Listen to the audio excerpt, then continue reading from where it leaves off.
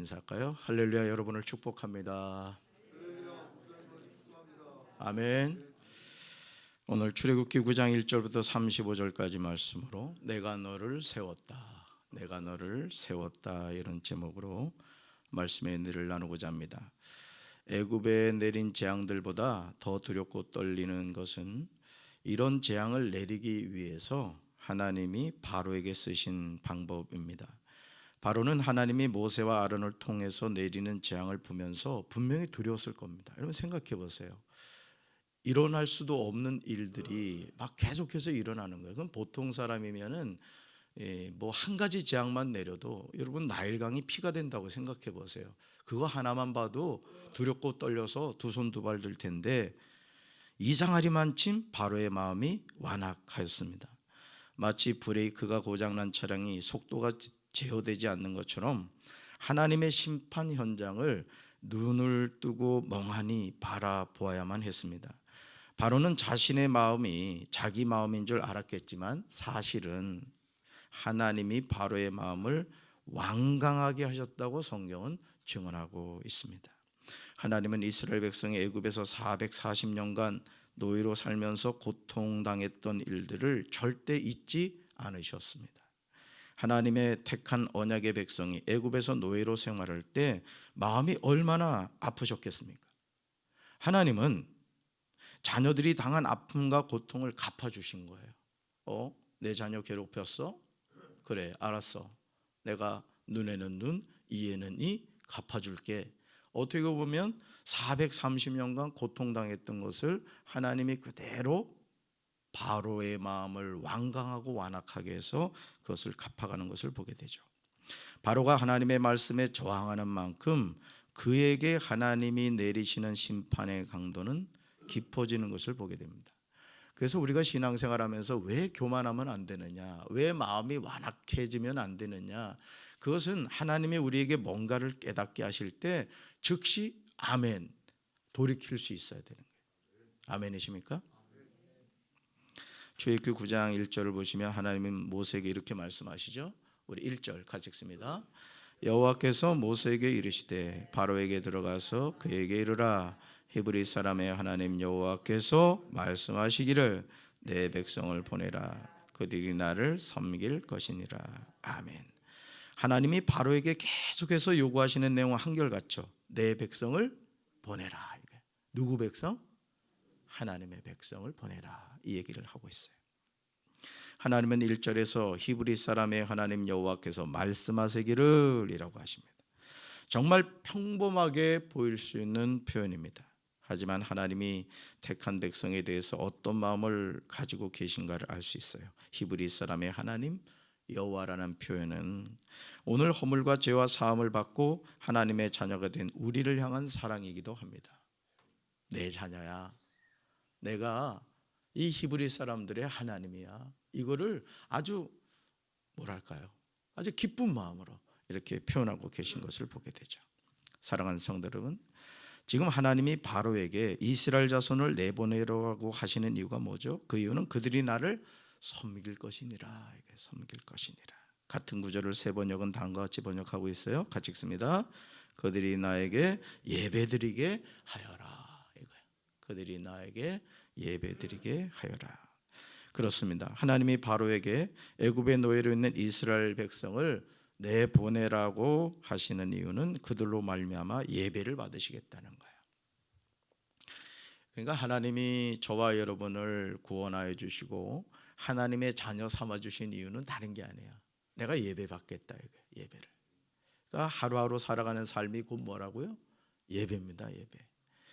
이거를 우리가 알고 살아가면은 우리가 걸어가는 모든 걸음걸음, 그냥 무엇을 하든지 우리의 삶은 예배가 되어야 될 줄로 믿습니다. 2절과 3절을 보시면 만일 바로가 이스라엘 백성들을 보내기를 거절하고 억지로 잡아두면 바로의 가축에 심한 돌림병이 있을 것이라고 경고하십니다. 그러면서 4절을 보시면 이스라엘의 가축과 애굽의 가축을 구별하겠다고 하세요. 여러분, 같은 애굽이라는 나라 안에서 전염병이 돌면, 그렇죠? 우리나라도 그렇잖아요. 뭐 충남에서 가축병이 돌았다 하면은 어떻게 돼요? 막 차단해 버리잖아요. 왜? 전염병이 돌기 때문에 그래요. 근데 애굽이라는 나라에서 예를 들어 애굽 사람의 가축에 전염병이 도는데 이스라엘 사람들의 가축에 전염병이 안 돈다. 말이 돼요, 안 돼요? 말이 안 되는 거예요.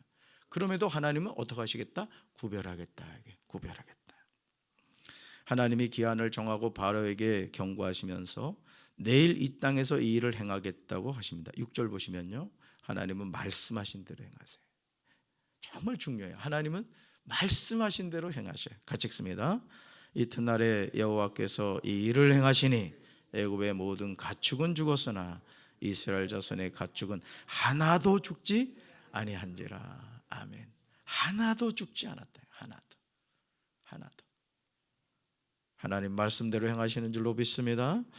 이런 구별된 은혜가 저와 여러분의 가정에 함께 하시길 주님 이름으로 축원합니다.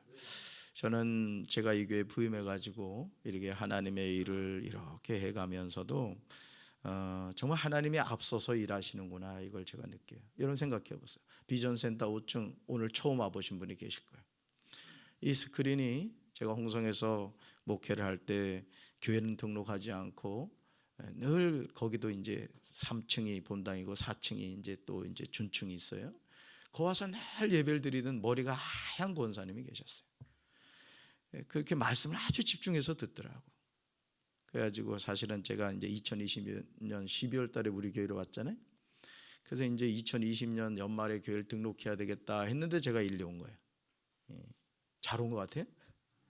대답이 시원찮네 보니까. 그랬는데 하여간 그렇게 된 거예요. 그래서 이제 여기 와서 이제 여러분들하고 막 교회를 막 청소하고 이렇게 고쳐 나갔잖아요. 어느 날 집사람한테 전화가 온 거예요. 내가 좀 헌금을 좀 보내려고 하는데 계좌번호를 좀 알려달라고. 그랬다고 집사람이 그러더라고요. 그래서 저는 뭐 한 200이나 뭐 돈 100만 원이나 보내겠지 이래 생각을 했죠.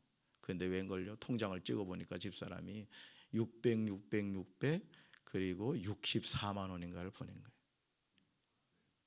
제가 재무부에 가서 결제를 하는데 본당 스크린을 잘 마무리하고 재무부 가서 결제하는데 우리 이상희 권사님이 그러는 거예요. 우리 비전센터도 좀 스크린 해주면 좋겠다는 거예요. 그게 제 마음에 딱 걸렸어요. 여러분들이 담임 목사에게 이렇게 하시는 말씀이요, 그게 잊혀지지 않는 어떤 이야기들이 있습니다. 그런데 1864만 원을 보내준 거예요. 그래서 이거 1700에 한 겁니다. 사실 정확하게는 1830만 원이 들어야 되는데 이 공사하는 목사님한테 좀 깎아달라고 제가 카톡을 그냥 이렇게 보냈어요. 이만저만하고 사실은 일부러 제가 좀 저기 했어요. 사실 부담스럽다 막 이러면서 성도들 눈치가 별로 안 좋다 막 이러면서 그랬더니 100만 원을 깎아주겠다고 20몇만 원 우술이 있는 것까지 쳐서 목사님 123만 원 깎아드리겠습니다. 그래서 1700에 한 거예요. 제가 우리 강장로님한테 그 반은 나를 좀 줘야 되지 않겠느냐고 그랬더니 보세요. 이렇게 본당 공사를 하기 전에 이 예배 처소가 잘 준비가 돼서 우리가 여기서 예배 드리게 된 거예요. 하나님의 예배하심인 줄로 믿습니다. 여러분, 바로는 사람을 보내어 이제 실제 확인하죠. 그런데 이스라엘의 가축은 하나도 죽지 않음을 분명히 알게 됩니다. 여러분, 하나님은 거짓말하지 않아요. 하나님은 말씀하신 대로 이루시는 분인 줄로 믿습니다. 자, 그런데도 바로의 마음이 완악하여 백성을 보내지 않습니다. 신앙생활하면서 표적을 구하는 신앙의 위험성이 여기에 있음을 확인할 수 있어요. 이게 마약과 같은 거예요. 그래서 예수님이 도마에게 보지 않고 믿는 믿음이 크다고 한 겁니다. 물론 저는 우리 사랑하는 성도 여러분들이 살아계신 하나님을 만나게 되길 바라고 하나님이 행하시는 기적도 체험하게 되길 주님의 이름으로 축원합니다. 그러나 그것은 하나의 방편이라는 거예요. 꼭 뭐를 봐야만 믿겠다고 그렇게 생각하면 안 됩니다. 예를 들어 담임 목사가 여러분을 사랑하고 우리 교회를 사랑한다는 것을 제가 가슴을 펼쳐 보여드려야 되겠습니까? 하는 거 보면 알지. 하나님의 사랑도 마찬가지라는 거죠.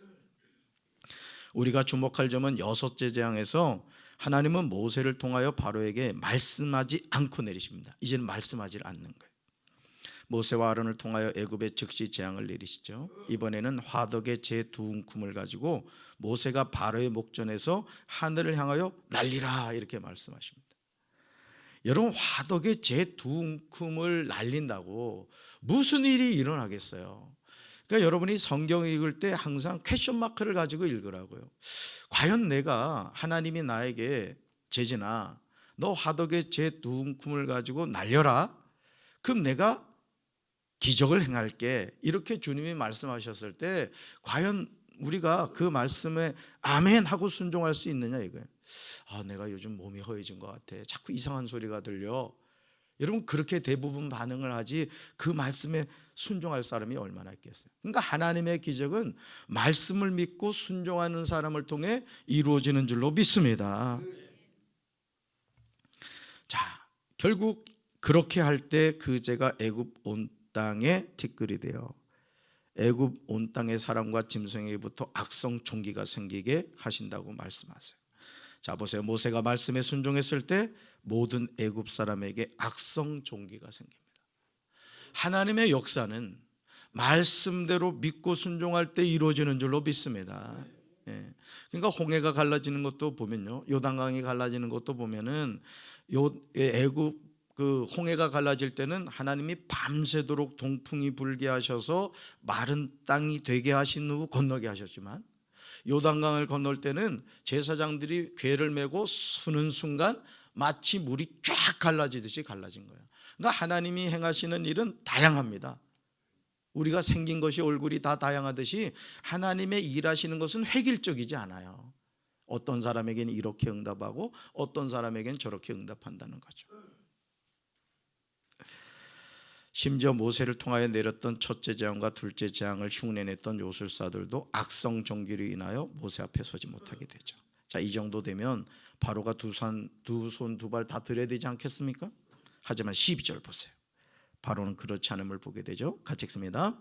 그러나 여호와께서 바로의 마음을 완악하게 하셨으므로 그들의 말을 듣지 아니하였으니 여호와께서 모세에게 말씀하신 것 같더라. 아멘. 이 빨간 것을 주목해 보시라고요.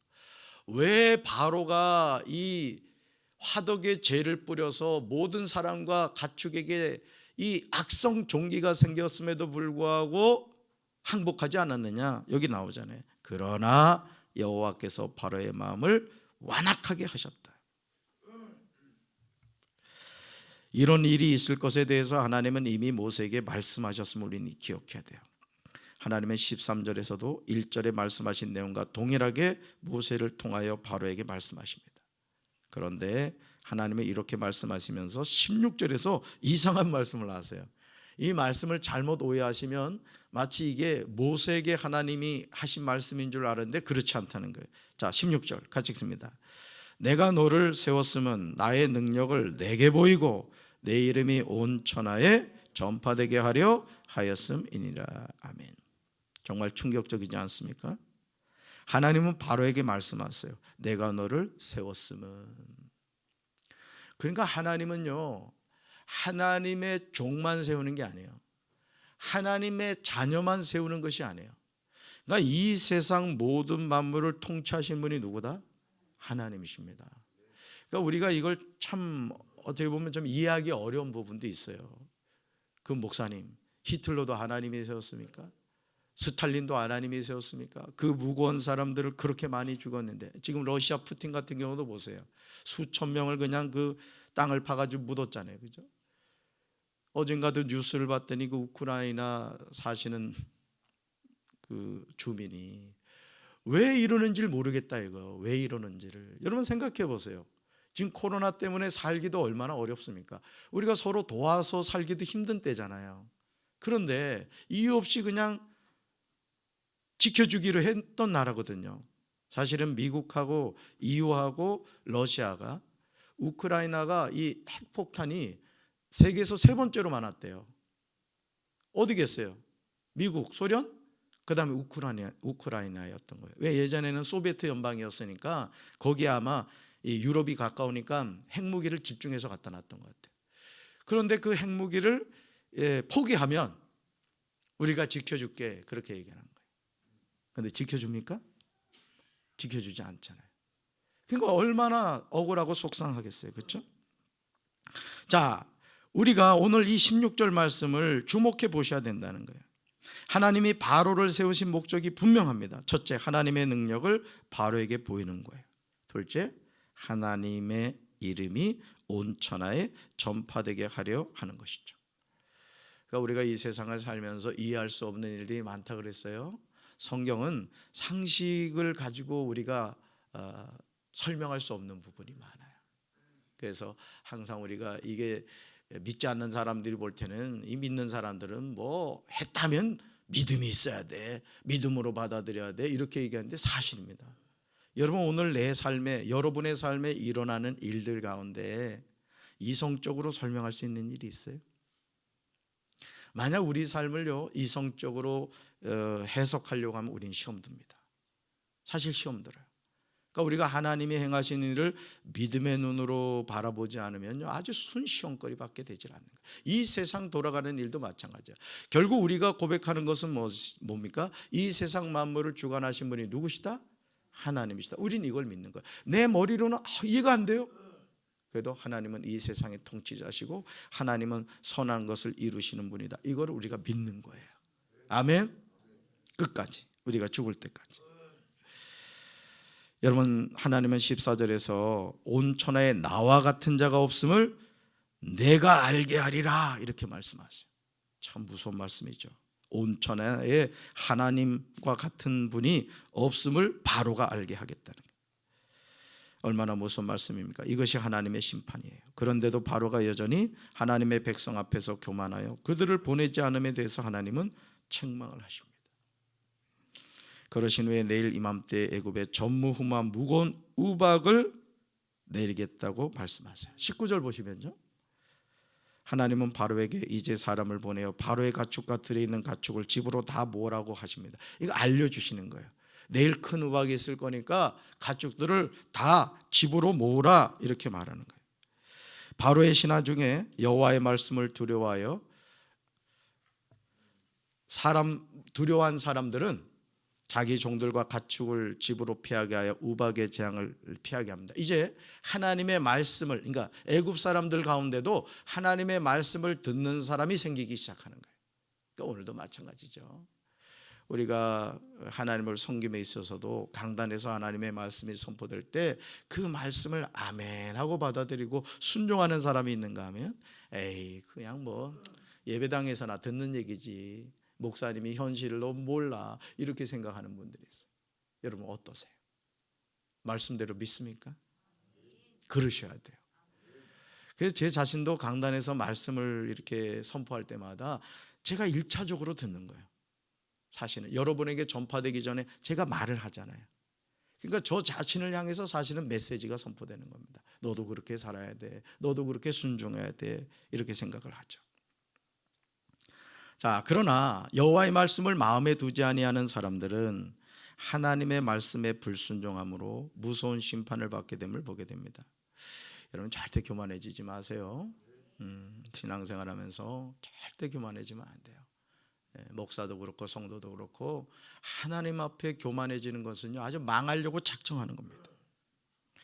이런 심판 가운데서도 26절을 보시면 하나님은 이스라엘 자손을 구별하십니다. 26절 같이 읽습니다. 이스라엘 자손들이 있는 그곳 고센 땅에는 우박이 없었더라. 아멘. 지금도 하나님은 이런 구별됨을 통하여 은혜를 베푸시죠. 바로는 하나님이 내리신 7 재앙을 경험한 후에 27절을 보시면 이제 다급하게 모세와 아론을 불러요. 야, 이거 뭔가 이거 큰일 나겠다, 이제 좀 느낀 것 같아요. 27절 같이 읽습니다. 바로가 사람을 보내어 모세와 아론을 불러 그들에게 이르되 이번은 내가 범죄하였노라. 여호와는 의로우시고 나와 나의 백성은 악하도다. 아멘. 여러분 아까 제가 분명히 말씀드렸죠. 하나님이 바로에게 뭐라 그랬어요? 내가 이런 일을 행함으로 내가 여호와인 것을 너에게 보여주겠다, 이 얘기를 하셨단 말이에요. 그랬더니 27절에서 뭐라고 고백해요? 죄를 고백하죠. 그러면서 하나님은 의로우시고 나와 내 백성은 악하다. 이제 뭐예요? 야, 이젠 슬슬 이제 반응을 보기 시작하는 거예요. 바로는 이런 고백 후에 모세와 아론에게 여호와께 구하여, 이렇게 여호와께 구하여라고 하면서 이 재앙이 그만 그치게 되라고 간청합니다. 모세는 바로의 요구대로 손을 여호와를 향하여 펴서 간구함으로 우박이 그치고 비가 땅에 내리지 않게 합니다. 하나님은 재앙을 내리시고 모세는 하나님께 기도함으로 재앙이 멈춰지게 하는 거예요. 그러니까 오늘도 여러분 우리가 하나님의 말씀에 순종해서 손을 들고 기도할 때, 하나님께 구할 때 하나님은 우리의 기도에 응답하시고 역사하신 줄로 믿습니다. 그러니까 재앙이 어떻게 그쳐지는가도 주목해 보시라고요. 하나님이 재앙을 내리셨을 때 그 재앙이 어떻게 멈춰지는가. 지팡이를 갖다가 나일강에 대라. 그러면 개구리가 올라오지 않을 것이다. 여러분 이게 말이 됩니까? 말이 안 되잖아요. 그러니까 오늘날 왜 성도들이 기도하지 않느냐? 기도해도 뭐 응답도 없는데 이런 믿음이 너무나 확실해. 그 기도를 안 하는 거예요, 사실. 여러분 약속의 말씀을 믿고 기도하시길 바랍니다. 너는 내게 부르짖으라면 부르짖는 거예요. 언제까지? 응답해 주실 때까지. 그럼요. 그러니까 하나님이 우리에게 마스터키를 주셨다고요. 여러분 오늘 계단으로 올라오신 분들은 몇 분 안 계실 거야. 거의 승강기를 타고 올라오셨다고. 기도는 뭐냐? 승강기와 같은 거예요. 내가 원하는 층수를 누르면 나머지는 승강기가 알아서 해준다고요. 너는 내게 부르짖으라 뭐예요? 기도하면 내가 내게 응답하겠다는 거죠. 아멘이십니까? 혹시 승강기 끌어올리고 오신 분 계세요? 응답은, 기도는 누가 하고 응답은 누가 해주신다. 오늘 이 바로의 재앙과 그 재앙이 어떻게 멈춰지는가도 여기에 아주 중요한 영적 비밀이 있는 것을 알 수가 있죠. 자, 34절과 35절 보시면 바로의 마음이 완악하여 다시 범죄하여 마음을 완악하게 함을 보게 되죠. 같이 읽습니다. 바로가 비와 우박과 우레소리가 그친 것을 보고 다시 범죄하여 마음을 완악하게 하니 그와 그의 신하가 꼭 같더라. 바로의 마음이 완악하여 이스라엘 자손을 내보내지 아니하였으니 여호와께서 모세에게 말씀하신 것 같더라. 아멘. 그러니까 아직 재앙이 끝나지 않은 거예요. 몇 번째 재앙까지 가요? 10번째 재앙까지. 그러니까 오늘 우리의 삶도 마찬가지예요. 하나님이 그러지 말아라 사인할 때 네, 하나님 잘못했습니다. 제가 돌이키겠습니다. 제가 더 기도하겠습니다. 여러분 그러시길 바래요. 쌍코피 터지고 그냥 천부의 의지 없어서 하지 말고, 하나님이, 여러분 하나님의 자녀는요 우리가 그릇된 길을 가고 말을 잘못하거나 행동을 잘못할 때 사인을 줍니다. 너 그러면 안 된다. 너 그러면 안 돼. 사인을 준다고요. 그러면 아멘 하고 하나님을 두려워해야 돼요. 그게 지혜죠. 사랑하는 성도 여러분, 지금 저와 여러분은 어떻습니까? 바로가 다시 범죄하여 마음을 완악하게 한 것처럼 하나님이 은혜와 사랑을 베풀어 주셨는데 습관적으로 죄의 자리로 돌아가고 있지 않아요?